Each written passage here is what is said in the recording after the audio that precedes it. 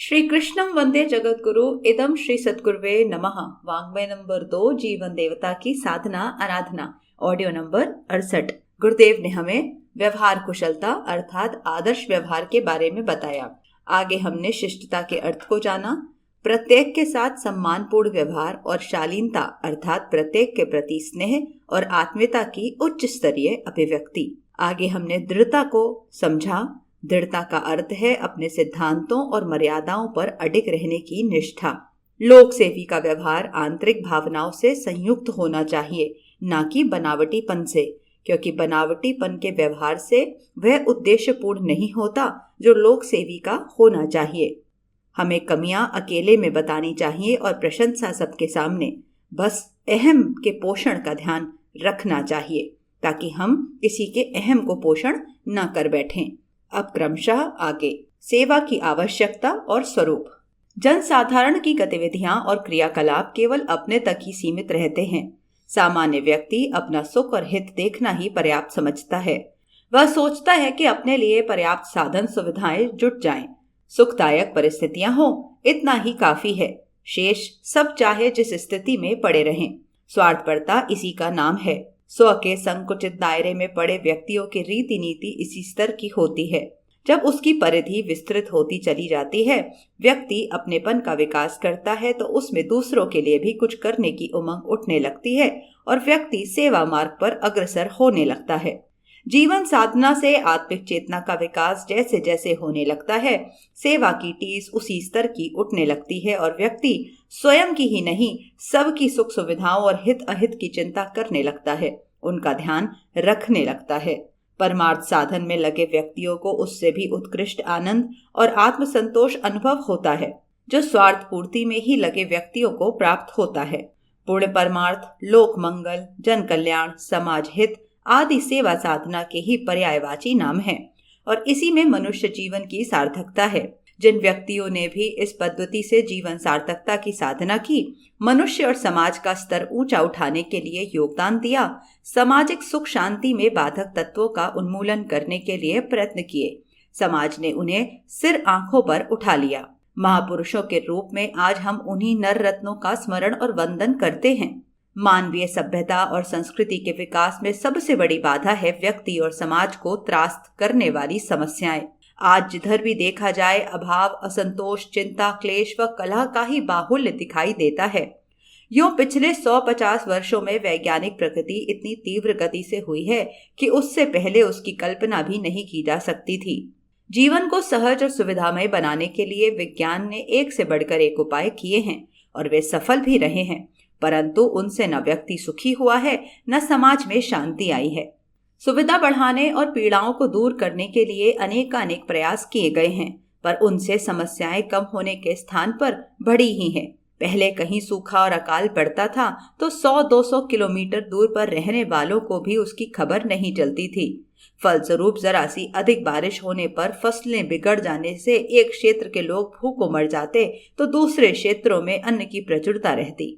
आज दुनिया के किसी भी कोने में अकाल पड़ता है तो यातायात के साधन इतने बढ़ गए हैं कि तुरंत सहायता पहुंचाई जा सकती है। एक दूसरे के सुख दुख में सहायता करने की ऐसी व्यवस्था बन जाने पर भी लोग समस्याग्रस्त और संकटग्रस्त देखे जा सकते हैं। यदि कहा जाए कि समस्याएं पहले की अपेक्षा कहीं ज्यादा बढ़ गई हैं तो अतियुक्ति न होगी।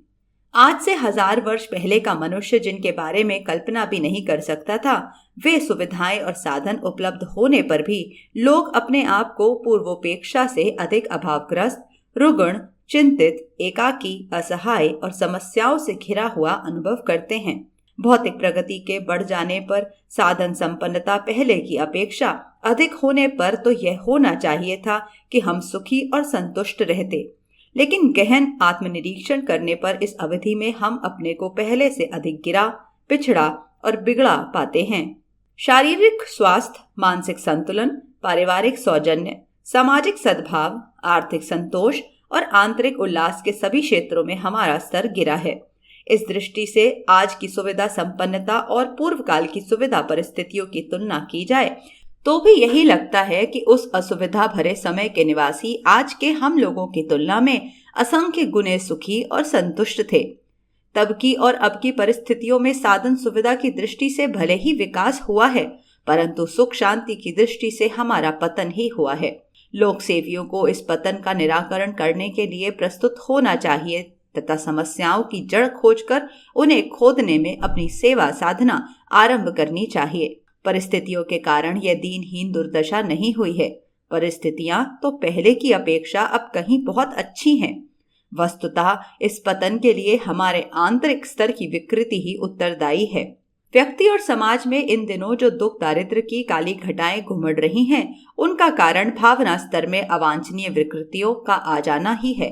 इनका समाधान करना हो, आसन पतन का यदि निराकरण करना हो तो अमुक समस्या के अमुक समाधान से काम नहीं चलेगा, वरन सुधार की प्रक्रिया वहीं से आरंभ करनी होगी जहां से कि ये विभीषिकाएं उत्पन्न होती हैं। इस स्तर की सेवा प्रत्येक व्यक्ति नहीं कर सकता और न इस तथ्य को ही समझ पाता है। फिर भी सेवा की उमंग तो है, उसे अन्य रूपों में भी किया जा सकता है। विभिन्न तरह से सेवा साधना की जाती है और की जानी चाहिए। मोटे रूप में इन सेवाओं को पहला, जनजीवन की जटिलताएं सुलझाने, सुविधाएं बढ़ाने तथा दूसरा, पीड़ा का निवारण करने के रूप में विभाजित किया जा सकता है। जो लोग जनजीवन की जटिलताओं और उत्पीड़न का कारण मानवीय स्तर में आई विकृतियों या पतन को मानते हैं, वे इस महत्वपूर्ण कार्य में लगे हैं, पर जिन्हें यह तथ्य ठीक से समझ नहीं आता और जो असुविधा तथा पीड़ा को ही मनुष्य व समाज की मुख्य समस्या समझते हैं, वे उस स्तर की सेवा में लगते हैं। वह सेवा भी प्रशंसनीय और सराहनीय है। उचित सुविधा संवर्धन आवश्यक। जीवन यापन के लिए अनेक साधनों और सुविधाओं की आवश्यकता पड़ती है। मनुष्य को छोड़कर अन्य प्राणी तो अपने ढंग से अपनी आवश्यकताएं पूरी कर लेते हैं, पर मनुष्य एक बौद्धिक प्राणी है, अतः उसकी आवश्यकताओं और उनकी पूर्ति के तौर तरीकों में भी एक सुघड़ता है। सभ्यता के विकास के साथ ही जीवन पद्धति भी दिनों दिन सुसंस्कृत होती जाती है। रहने के मकान, शिक्षा, स्वास्थ्य सुविधाएं, मनोरंजन आदि की व्यवस्थाएं भी सभ्यता के साथ साथ अधिक विकसित होती हैं। आवश्यकताओं और साधनों के स्तर की सभ्यता से संगति का यह एक पक्ष हुआ। इसका दूसरा पक्ष है सर्वसाधारण के लिए इनके उपलब्ध होने या न होने की संभावना। सभी व्यक्तियों के लिए जीवन उपयोगी आवश्यक वस्तुएं ही सुलभता से नहीं मिल पाती, तो उनके अच्छे स्तर की अपेक्षा कहां से की जा सकती है। उदार और सेवाभावी व्यक्तियों द्वारा इन सुविधाओं के संवर्धन के जो प्रयास किए जाते हैं, वे इसलिए आवश्यक और उपयोगी सिद्ध होते हैं कि सर्वसाधारण भी उपलब्ध सुविधाओं का उपयोग कर औसत स्तर का सभ्य बन सके। शिक्षा को ही लिया जाए, मध्यकाल में शिक्षा केवल संपन्न और धनी मानी वर्ग के लोगों के लिए ही संभव थी। तब उसकी इतनी आवश्यकता भी अनुभव नहीं की जाती होगी, क्योंकि तब ज्ञान विज्ञान का इतना विकास नहीं हुआ था। आज तो स्थिति यह है कि यदि व्यक्ति ज्ञान विज्ञान की सामयिक धाराओं से एकदम अलग कटा रहे तो उसका जीना ही दूभर हो जाए। इन दिनों ज्ञान विज्ञान का बड़ी तीव्रता से विकास हुआ है और ज्ञान विज्ञान की विभिन्न धाराओं ने जीवन के सभी पक्षों में इस तरह हस्तक्षेप किया है कि उनकी व्यवहारिक जानकारी प्राप्त किए बिना कोई सभ्य सुसंस्कृत बन ही नहीं सकता। इसके लिए शिक्षा पहले से अधिक आवश्यक ही नहीं, अनिवार्य भी हो गई है, परंतु प्रत्येक व्यक्ति के लिए वह सुलभ भी नहीं है। शहरों, नगरों, कस्बों और कुछ बड़े देहातों को छोड़ दें तो छोटे गांवों देहातों में शिक्षा की कोई व्यवस्था ही नहीं है। ऐसी स्थिति में साधन संपन्न लोग यदि शिक्षा के लिए स्कूल खोलें, शिक्षा का प्रचार करें, तो उसे सेवापरक कार्य ही कहा जाना चाहिए। शिक्षा प्रचार की सेवा को सुविधा संवर्धन वर्ग में ही रखा जा सकता है। सुविधा अर्थात जिससे जीवन की जटिलताएं कम हो। यद्यपि सुविधा का सामान्यतः अर्थ किया जाता है कि मनुष्य के श्रम को घटाने वाले साधनों का उपयोग। इस ढंग की सुविधा न आवश्यक है और न उपयोगी, वरन वह जीवन की जटिलताओं को सुलझाने के स्थान पर और भी उलझा देती हैं। शिक्षा मनुष्य जीवन की जटिलताओं को कम करती है, उन्हें सुलझाने का प्रयोजन पूरा करती है। इसलिए उस दिशा में किए गए कार्य सेवा स्तर के ही कहे जा सकते हैं। जीवन उपयोगी आवश्यक वस्तुएं सामान्य स्थिति के व्यक्तियों को सुगमता से उपलब्ध कराना अपने आप में एक बड़ा कार्य है। रोजमर्रा के जीवन में काम आने वाली ऐसी बहुत सी चीजें हैं जिनके लिए सहकारी स्टोर खोले जा सकते हैं अथवा उनकी सरल उपलब्धियों के लिए अन्य व्यवस्थाएं बनाई जा सकती हैं। इनके लिए नियमित रूप से समय और श्रम लगाने की आवश्यकता है। बहुत से कार्य ऐसे भी हैं जिनमें एक बार निश्चित समय लगा देने पर स्थायी व्यवस्था हो जाती है। तालाब खोदने, कुआं बनाने, सड़क तैयार करने, व्यायामशाला खोलने जैसे कार्य इस तरह के काम हैं जिनमें एक बार लगने के बाद उन्हें दोबारा देखने की जरूरत बहुत दिनों बाद पड़ती है। गांवों में प्रायः पानी का अभाव रहता है। यदि वहां पास ही कोई नदी, नाला या तालाब हो तो ठीक, अन्यथा गांव के कुएं गर्मियों में सूख कर जलाभाव पैदा कर देते हैं। नदी, नालों और तालाबों की भी यही दशा होती है। कुछ सेवाभावी लोग इस ओर भी ध्यान देते हैं तो गांव वालों का जल संकट दूर हो सकता है। पानी जीवन का मुख्य आधार है। अन्य प्राणियों को भी अपनी प्यास बुझाने के लिए पानी की जरूरत पड़ती है, पर मनुष्य को तो उसकी सबसे ज्यादा ही आवश्यकता पड़ती है। जलचरों की बात छोड़ें, उनका तो जीवन ही पानी है, परंतु मनुष्य का काम भी पानी के बिना नहीं चलता। पानी पीने से लेकर कपड़े धोने, नहाने, मकान बनाने, इमारत तैयार करने, अन्न उपजाने, सिंचाई करने जैसे सभी कार्य पानी के बिना नहीं होते। गांवों या कस्बों में कुछ सेवाभावी लोग यदि चाहें तो श्रमदान द्वारा तालाब खोद सकते हैं। बहुत से तालाब गर्मियों में सूख जाते हैं, उनमें काफी मिट्टी भर जाती है। बरसात में पानी के साथ बहकर आई हुई मिट्टी भी उनमें जमा होती रहती है। गर्मियों में उसे निकाल देने पर उनमें कई वर्ष तक गर्मियों के समय भी पानी भरा रह सकता है। उससे सिंचाई का काम लिया जा सकता है, पशुओं और ढोरों को पानी पिलाया जा सकता है। यही दुर्दशा कुओं की भी होती है। कम गहरे कुएं गर्मी में जल्दी सूख जाते हैं, उन्हें श्रमदान द्वारा गहरा किया जा सकता है, नए कुएं खोदे जा सकते हैं। गांवों में आवागमन की सुविधाजनक व्यवस्था बहुत कम उपलब्ध हो पाती है, कारण वहां वाहन चलने लायक सड़कें न होना ही है। गांव में कुछ विचारशील और सेवाभावी व्यक्ति तैयार हो जाएं तो बिना किसी बाहरी सहयोग के सड़कें तैयार की जा सकती हैं तथा शहरों से उनका सीधा संबंध जोड़ा जा सकता है। शहरों में जाना आना बड़ा महंगा सिद्ध होता है। संपन्न स्थिति के व्यक्ति तो उस खर्च को बर्दाश्त कर लेते हैं, परंतु जिनकी आर्थिक स्थिति साधारण स्तर की है उनके लिए ये खर्च कमर तोड़ देने वाला सिद्ध होता है। आने जाने से अधिक वहां ठहरना और खाना महंगा पड़ता है। यदि इस प्रयोजन के लिए धर्मशालाएं बनाई जा सकें तो साधारण स्थिति के व्यक्ति भी उस सुविधा से लाभ उठा सकते हैं। आजकल धर्मशालाओं का जो स्वरूप प्रचलित है उसमें सुधार की आवश्यकता है। कई शहरों में धर्मशालाएं केवल ठहराने का ही काम करती हैं। धनवान व्यक्ति अपने यश के लिए धर्मशाला बनवा देते हैं और लोगों को उनमें मुफ्त ठहरने देते हैं। ठहरने वाले जो अपने अपने काम से शहर आते हैं उस व्यवस्था का लाभ उठाते और मुफ्त ठहरते हैं। नैतिकता की दृष्टि से ये अनुचित है। जब मुफ्त का खाना नहीं खाया जाता, मुफ्त के कपड़े नहीं पहने जाते, तो मुफ्त में कहीं ठहरा क्यों जाए। पैसा देकर भोजन करने और पैसे से ही वस्त्र खरीदने की तरह ही पैसा देकर ठहरने की आदत डाली जाए। व्यापारिक उद्देश्यों अथवा सरकारी कामकाज से कहीं जाने पर स्वार्थ अपना सिद्ध होता है और लाभ परमार्थ की व्यवस्था का उठाया जाता है। इसे अनुचित और अनैतिक कहा जाना चाहिए। संपन्न व्यक्ति होटलों में ठहरें और जो साधारण स्थिति के हों वे भी मुफ्त में धर्मशाला में नहीं ठहरें।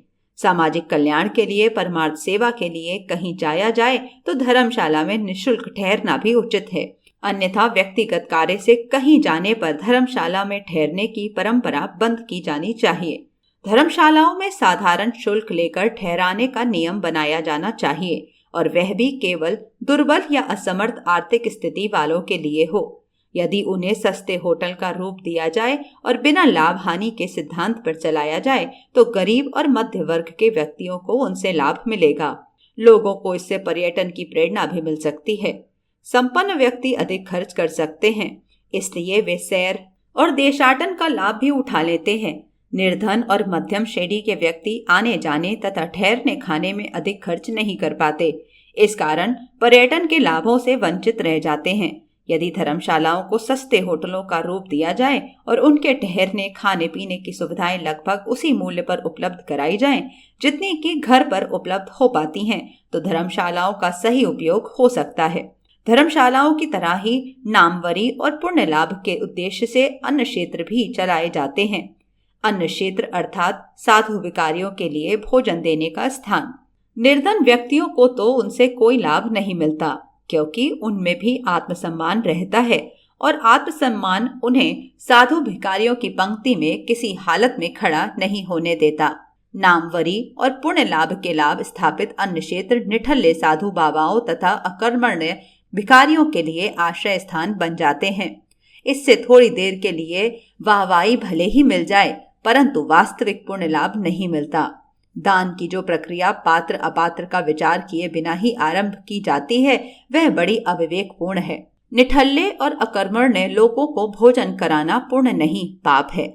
आत्महत्या के इरादे से कोई व्यक्ति चाकू या छुरी मांगे और यह जानते हुए भी उसे चाकू या छुरी दे दी जाए तो कौन उसे समझदार कहेगा, बल्कि वह व्यक्ति आत्महत्या करने में सहयोग देने के कारण पाप के परिणाम और न्याय के दंड का पात्र बनेगा। अन्न क्षेत्र खोलकर मुफ्त भोजन बांटते फिरने से मुफ्तखोरी को ही प्रोत्साहन मिलता है। यह व्यक्तित्व की हत्या नहीं तो और क्या है। इसलिए अन्य क्षेत्रों को भी सस्ते होटलों का रूप दिया जाए।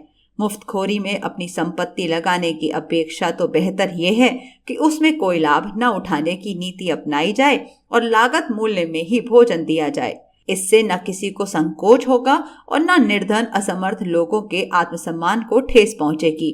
मुफ्तखोरी की जड़ कट जाएगी। वहां अन्य क्षेत्रों के रूप में स्थापित सस्ते होटलों का अतिरिक्त लाभ भी होगा। इस तरह की सुविधाएं विकसित करने के लिए साधन व्यवस्था कहां से जुटे, यह भी एक अहम प्रश्न है। सेवा भाव हृदय में हो, उसके लिए टीस और कसक हो, परंतु उसके लिए व्यवस्था न जुट पाए तो भी कोई लाभ नहीं है। साधन जुटाने के लिए भी गंभीरता से विचार करना चाहिए। जिनकी स्थिति ऐसी है कि वे साधन व्यवस्था स्वयं उपार्जित संपदा से जुटा सकते हैं, उन्हें करने में वैसे कोई अड़चन नहीं है। प्रश्न उन व्यक्तियों का है जिनके मन में सेवा भावना तो है, पर साधनों की दृष्टि से वे इतने संपन्न नहीं हैं। सेवा बुद्धि वाले अधिकांश व्यक्ति इस तरह के मिलेंगे। वे अपने उपार्जन का एक अंश इस प्रयोजन के लिए निकालते हैं। होना तो यह चाहिए कि प्रत्येक व्यक्ति अपनी आमदनी में से एक हिस्सा समाज सेवा के लिए निकालता रहे। स्मरण रखा जाना चाहिए कि जो कुछ हम कमाते हैं उस पर केवल हमारा ही हक नहीं होता, क्योंकि जो कुछ कमाया गया है उसमें समाज का भी बड़ा भारी योगदान छिपा हुआ है। इसलिए उस पर समाज का भी हक है। समाज के उस हक को समाज के लिए ही देने का शुभारंभ कम से कम 3% हिस्से से तो किया ही जाना चाहिए। इससे अधिक अंशदान भी किया जा सकता है, परंतु इससे कम तो किसी भी दशा में न हो। अंशदान की तरह ही समयदान भी किया जाता है। अपना सारा समय सत्य प्रयोजनों में लगाया जा सके, ऐसी स्थिति तो बहुत कम लोगों की होती है। जन सामान्य के लिए व्यवहारिक नियम यह तो हो सकता है कि वह दिन रात के 24 घंटों में से न्यूनतम निश्चित समय निर्धारित कर लें। साधारणतः एक व्यक्ति 8 घंटे सोता और 8 घंटे जीविकोपार्जन के लिए श्रम करता है। नित्य कर्म, शौच, स्नान और भोजन भजन में 3-4 घंटे से अधिक नहीं लगते। शेष समय खाली ही रहता है, उसे समाज सेवा के लिए लगाया जा सकता है। अवकाश का समय सेवा कार्यों के लिए सर्वाधिक उपयुक्त है। अपना खाली समय लोक सेवा में लगाने के अतिरिक्त श्रमदान द्वारा ही सेवापरक गतिविधियां चलाई जा सकती हैं। समयदान में यद्यपि श्रम भी आ जाता है, परंतु यहाँ श्रमदान से तात्पर्य विशुद्ध शारीरिक सहयोग से है। जैसे कहीं गांव में सड़क बनी, स्कूल बना या सहकारी स्टोर के लिए वस्तुएं जुटाने और खपत बढ़ाने के लिए भाग दौड़ करनी पड़ी, तो उसे श्रमदान समझना चाहिए। अंशदान, समयदान या श्रमदान में से कोई भी स्थिति किसी के पास न हो, ऐसा नहीं हो सकता। जो तीनों तरह से योगदान दे सके उन्हें तो देना ही चाहिए, परंतु तीनों में से एक भी क्रिया न अपनाई जाए तो यह सेवा भावना के अभाव और निष्ठा की कमी का ही प्रमाण होगा। प्रभावशाली और बुद्धिजीवी व्यक्ति अपने प्रभाव तथा प्रतिभा का उपयोग सेवा कार्यों के लिए कर सकते हैं। कई कार्य ऐसे होते हैं जिनमें व्यक्ति का प्रभाव बड़ा उपयोगी सिद्ध होता है। उदाहरण के लिए कोई स्कूल बनवाया जा रहा हो तो उसके लिए जन सहयोग इकट्ठा करने की आवश्यकता पड़ सकती है। थोड़े से सेवाभावी व्यक्ति यदि जन सहयोग जुटाने निकल पड़े तो संभव है कि अपेक्षित सफलता न मिले, परंतु किसी प्रभावशाली प्रतिष्ठित व्यक्ति को साथ ले लिया जाए तो उसका व्यक्तित्व लोगों को सहयोग प्रस्तुत करने के लिए प्रेरित ही नहीं प्रभावित भी कर सकता है। प्रतिभाशाली व्यक्ति साधन, सहयोग और प्रभाव का उपयोग प्रस्तुत न होने पर भी अपनी प्रतिभा सेवा कार्यों में लगा सकते हैं। कई व्यक्तियों की बुद्धि इतनी पैनी होती है कि वे बड़ी गुत्थियां भी आसानी से सुलझा सकते हैं। सुविधा संवर्धन की व्यवस्था बनाने और गतिविधियां आरंभ करने से पूर्व तैयारियां भी आवश्यक हैं। तैयारियां किस स्तर पर आरंभ की जाएं, योजना का प्रारूप और स्वरूप किस तरह निर्धारित किया जाए आदि बातों के लिए सूक्ष्म और पैनी बुद्धि की आवश्यकता पड़ती है। इसमें प्रतिभा संपन्न व्यक्ति बड़ा योगदान कर सकते हैं। अपनी सेवा भावना को दिशा देने और कार्य रूप में परिणत करने के लिए यह एक क्षेत्र है।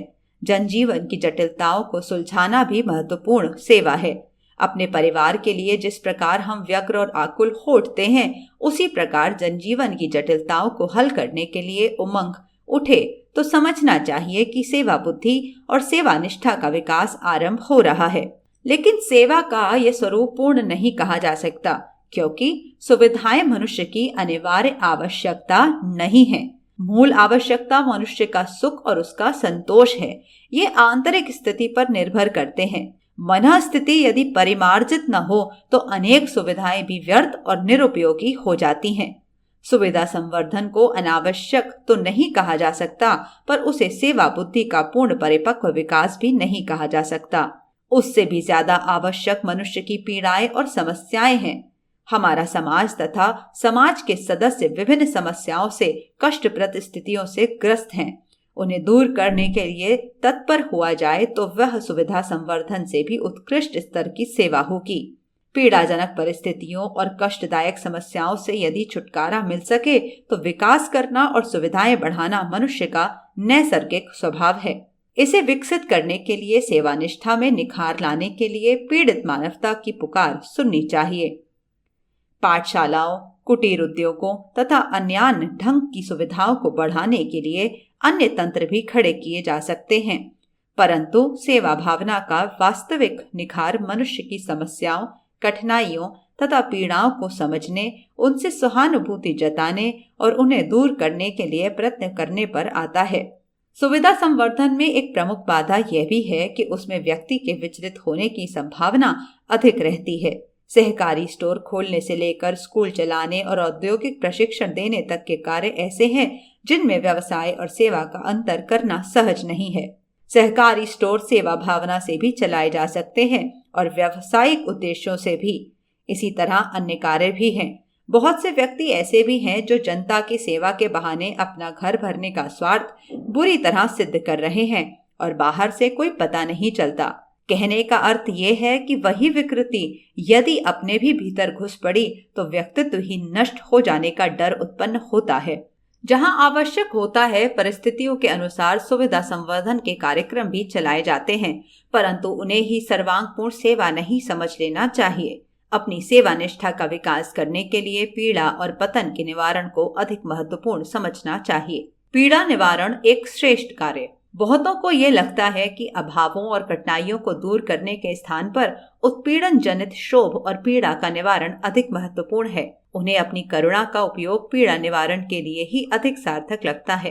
पीड़ा निवारण के लिए किए गए प्रयास भी सेवा साधना का सराहनीय स्वरूप है। यद्यपि प्रत्येक व्यक्ति की समस्याएं उसी की अपनी उत्पन्न की हुई होती हैं। उनकी जड़ मस्तिष्क, बुद्धि, दृष्टिकोण, विचारणाओं और भावनाओं में रहती है, लेकिन राहत कार्य की तरह सहायता के रूप में पीड़ा निवारण के प्रयास किए जा सकते हैं।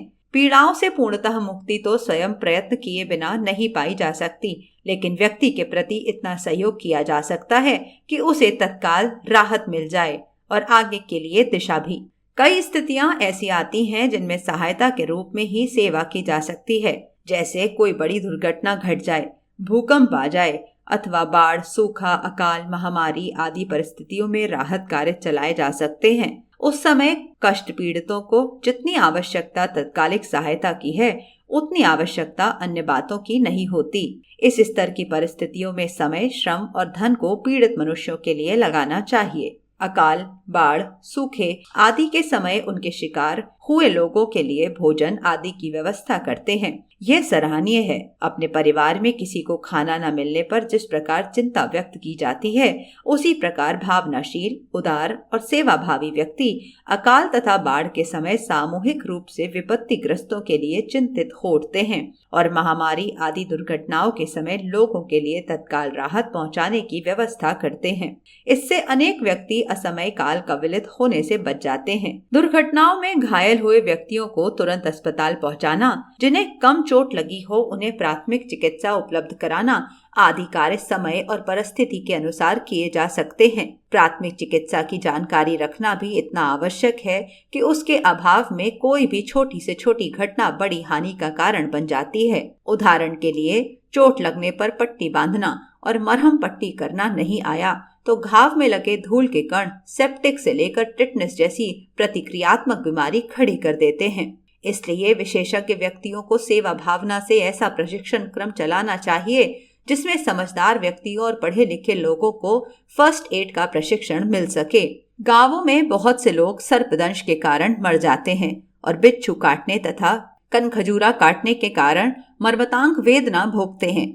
यदि इन कीड़ों के काटने का उपचार कुछ समझदार व्यक्ति प्रत्येक गांव में जानने लगे और यह चिकित्सा कार्य सेवा भावना से आवश्यकता पड़ने पर करने लगे तो वह भी सराहनीय है। गांव में तथा निर्धन परिवारों के लिए भी रोग बीमारी में चिकित्सा सुविधाएं उपलब्ध नहीं हो पाती। इसी कारण साधारण सा बुखार, निमोनिया और साधारण खांसी ही टीबी में बदल जाती है। आमतौर पर लोगों को यह भी मालूम नहीं होता कि इनके इलाज के लिए कहाँ जाया जाए, वह क्या किया जाए। कई व्यक्तियों ने उनके लिए सस्ते चिकित्सा केंद्र खोलने के प्रयास किए हैं। उनसे निर्धन परिवारों को रोग बीमारी से निपटने में सहायता पहुंचाई जाती है। बीमारियों की जांच के लिए पैथोलॉजी सेंटर भी खोले जा सकते हैं, जहां मल, मूत्र, रक्त आदि की जांच की जाए और लोगों को चिकित्सीय परामर्श दिया जाए। प्रायः इन जांचों में भी बड़ा भारी खर्च होता है। कई सेवाभावी डॉक्टर इस तरह के सेवा कार्य निःशुल्क या नाम मात्र का शुल्क लेकर चलाते हैं और निर्धन रोगियों की महत्वपूर्ण सहायता करते हैं। लेकिन यह भी ध्यान रखना चाहिए कि इस तरह की सेवा सहायता से अयोग्य व्यक्ति अनुचित लाभ न उठा पाए। इसकी परीक्षा कैसे हो, यह सेवा सहायता के स्वरूप पर निर्भर है। उदाहरण के लिए, सफर में कुछ लोगों की जेब कट जाती है या सामान चोरी चला जाता है। वास्तव में उन्हें सहायता की जरूरत रहती है, परंतु इस संकट के बहाने चालाक धूर्त व्यक्ति ठगने का काम भी करते हैं। लोग अब इस तरह की बातों से काफी सतर्क रहते हैं और वास्तव में संकटग्रस्त व्यक्ति की सहायता करने में भी हिचकिचाते हैं। फलस्वरूप संकट में फंसे व्यक्तियों को बड़ी परेशानी उठानी पड़ती है। करुणा का शोषण दोहन न हो और संकटग्रस्त व्यक्तियों को सहायता भी मिल जाए, इसका बेहतर तरीका उपयुक्त परिस्थिति में यह हो सकता है कि उन लोगों को कोई काम देकर तात्कालिक उपार्जन के लिए सुविधा उपलब्ध कराई जाए। अन्य परिस्थितियों में भी इस स्तर की व्यवस्थाएं खोजी जा सकती हैं और ऐसे तरीके निकाले जा सकते हैं जिनके द्वारा करुणा का शोषण न हो सके। पीड़ितों के लिए सूचना केंद्र स्थापित करना भी पीड़ा निवारण की सेवा साधना का एक स्वरूप है। बहुत लोगों को इस बात का ही पता नहीं होता कि किस रोग का इलाज कहाँ होता है। बिगड़े और आवारा अनाथ बच्चों के लिए सुधार गृह, अनाथालय, असहाय गर्भवती स्त्रियों के लिए प्रसूति केंद्र, पार्श्विक प्रवृत्तियों की शिकार विधवा, परित्यक्ता या कुमारी स्त्रियां जो नर पशुओं के हाथ पड़कर गर्भवती हो गई हैं तथा गर्भवती हैं, उनके लिए नारी निकेतन, पागल व्यक्तियों के उपचार हेतु मानसिक चिकित्सालय आदि बातों की जानकारी यदि उपलब्ध कराई जा सके तो कई जीवन नष्ट होने से बचाए जा सकते हैं। अवांछनीय प्रवृत्तियों के कारण अवैध संतान और नाजायज गर्भ होते हैं। उन प्रवृत्तियों को जड़ मूल से उखाड़ने के तौर तरीके अलग हैं और सेवा साधना का वह क्षेत्र भी अलग है। यहाँ चर्चा केवल उत्पीड़ित व्यक्तियों की सेवा सहायता के विषय में की जा रही है। कई समाज सेवी संस्थाएं इस तरह के काम करती हैं। उनका सेवा क्षेत्र ही यही है कि पीड़ित की सहायता की जाए। जैसे रेड क्रॉस के कार्यकर्ता युद्ध के समय युद्ध के मैदान में जाते हैं और दोनों पक्षों के घायल सैनिकों की समान भाव से सहायता करते हैं। वे गोली चलाना बंद कराने या समझाने का काम नहीं करते। उनका काम केवल पीड़ितों की सहायता, सेवा शुश्रूषा भर करना है। पीड़ा निवारण की पुण्य कार्य में लगे सेवा भावी व्यक्तियों को उत्पीड़न का अंत करने के स्थान पर पीड़ित व्यक्तियों की सेवा शुश्रूषा पर अधिक ध्यान देना चाहिए। उत्पीड़न के अंत का मार्ग संघर्ष का है और उसकी प्रकृति, रीति नीति भी भिन्न है।